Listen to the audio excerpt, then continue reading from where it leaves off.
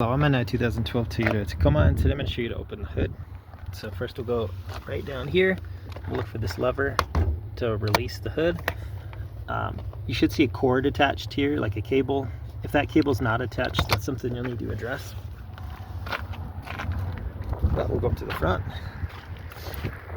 And you should see the hood slightly loose now. So at this point we're going to look through the middle. So we're going to kind of pinch and lift.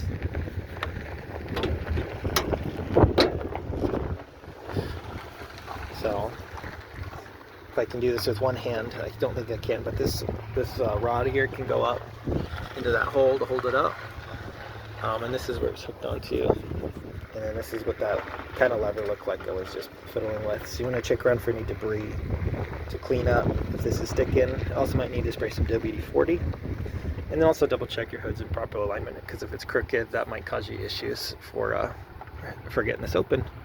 But I hope that's helpful. Hope you have a wonderful day.